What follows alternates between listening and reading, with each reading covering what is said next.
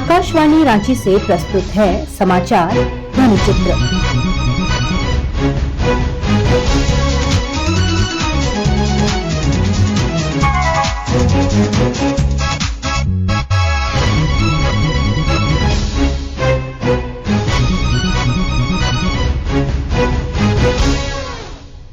इस अंक में राष्ट्रपति का झारखंड दौरा और प्रधानमंत्री का झारखंड दौरा। राष्ट्रपति द्रौपदी मुर्मू भारतीय कृषि अनुसंधान परिषद ICAR और राष्ट्रीय द्वितीयक कृषि संस्थान NISA के शताब्दी समारोह में बतौर मुख्य अतिथि शामिल हुई। इस दौरान उन्होंने कृषि आधारित उद्योग को बढ़ावा देने पर जोर देते हुए कहा कि देवी और स्वजनों, हमारे देश के कई राज्यों में लाख फार्मिंग की जाती है। भारत के कुल उत्पादन का 55% से अधिक लाख उत्पादन झारखंड में होता है। भारत में लाख का उत्पादन मुख्य रूप से जनजातीय समाज द्वारा किया जाता है। ये जनजातीय समाज की आय का एक महत्वपूर्ण साधन है। मुझे ये जानकर खुशी हुई है कि इस संस्थान ने लाख, नेचुरल रेसिन एवं गाम के अनुसंधान एवं विकास के साथ साथ इस उत्पादन के व्यावहारिक विकास के लिए भी कदम उठाया जा रहा है। Small scale lakh processing unit एवं इंटीग्रेटेड लाख प्रोसेसिंग यूनिट का विकास, लाख आधारित प्राकृतिक पेंट, वार्निश और कॉस्मेटिक्स उत्पादन का विकास, फलों, सब्जियों और मसाला की शेल्फ लाइफ बढ़ाने के लिए लाख आधारित कोटिंग का विकास, ये सभी प्रयास व्यवहारिक विकास के अच्छे उदाहरण हैं। ये सभी कदम जनजातीय भाइयों और बहनों के जीवन स्तर को सुधारने और उनके समावेशी विकास के लिए जरूर मदद करेंगे। मुझे बताया गया है कि इस संस्थान द्वारा लोगों के कौशल विकास के लिए प्रशिक्षण कार्यक्रमों का आयोजन किया जाता है। किसानों और उद्यमियों के विशिष्ट समस्याओं के समाधान के लिए व्यक्तिगत रूप से मार्गदर्शन प्रदान किया जाता है। जो SHG ग्रुप बहनों के साथ भी इंटरेक्ट करती थी। बहुत सारे SHG बहन धान खेती, लाख खेती के साथ साथ सब्जियां भी खेती करते थे।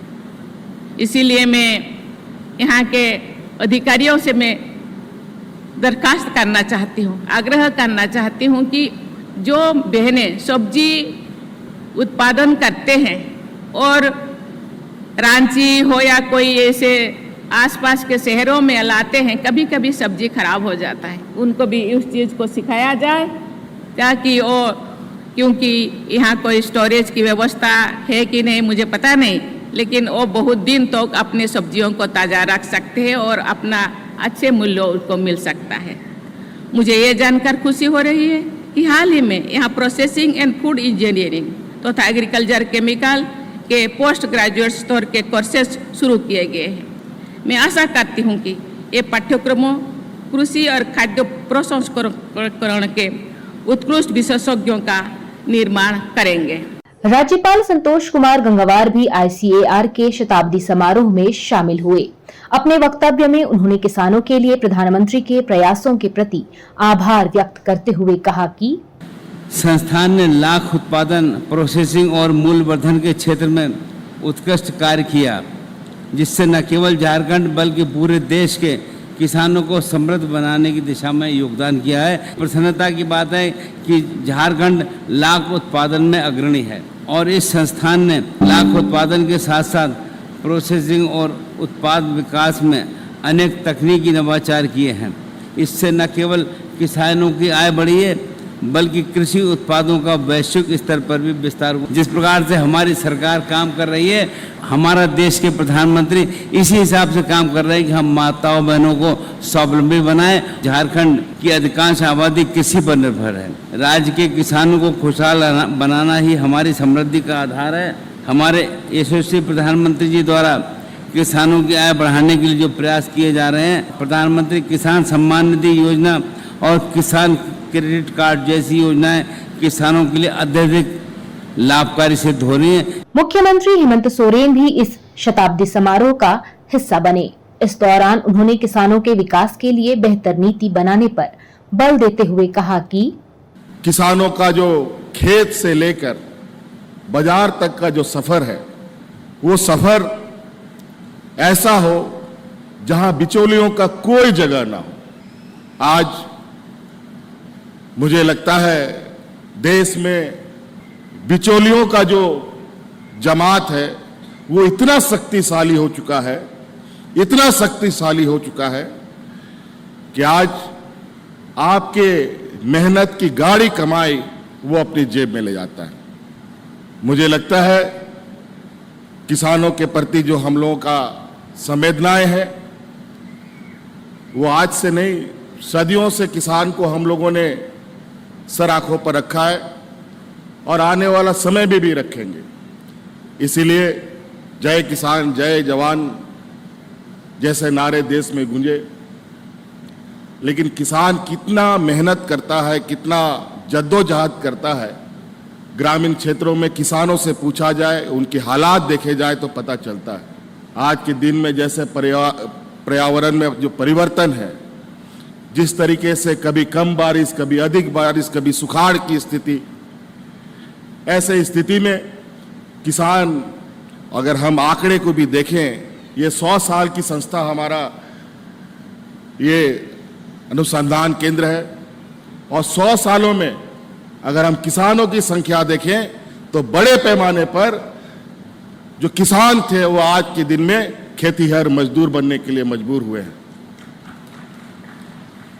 हमें इन्हें बचाने की आवश्यकता है और इसका हल, इसका उपाय कैसे निकले, ये राज्य और केंद्र दोनों को इस विषय पर गंभीरता से विचार करने की आवश्यकता है। मैं लगातार राज्य में खेती बाड़ी के प्रति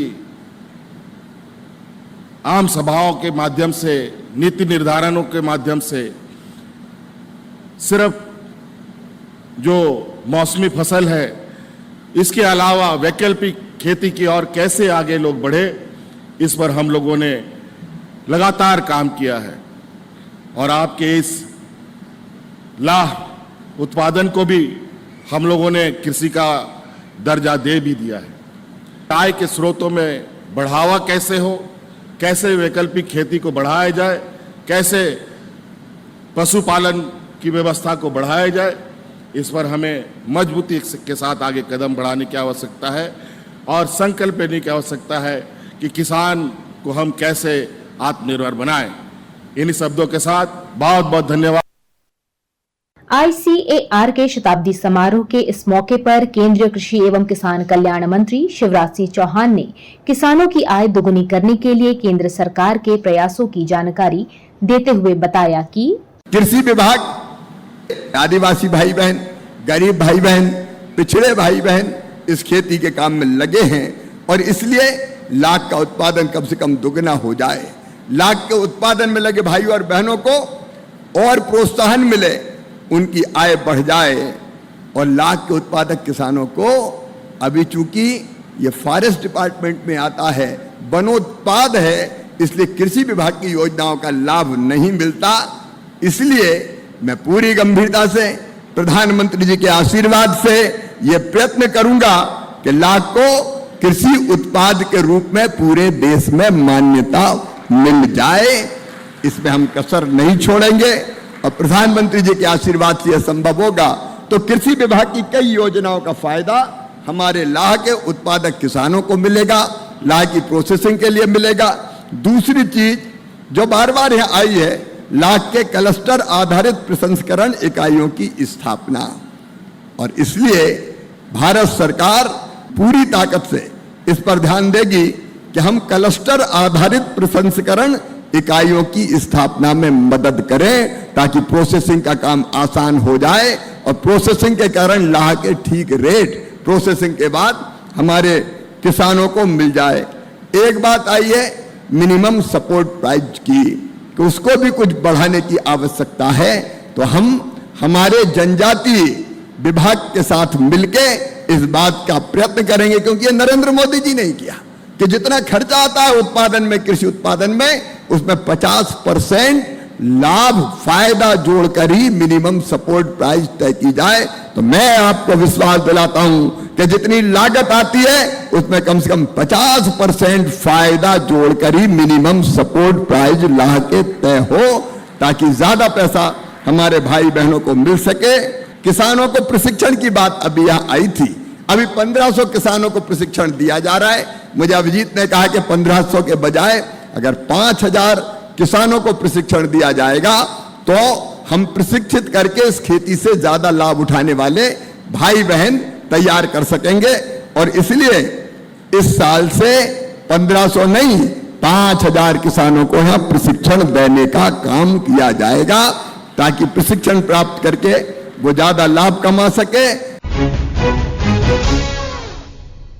15 सितंबर को प्रधानमंत्री नरेंद्र मोदी ने अपने झारखंड दौरे के क्रम में रेल कनेक्टिविटी बढ़ाने के उद्देश्य से टाटानगर से 6 वंदे भारत ट्रेनों को हरी झंडी दिखाई।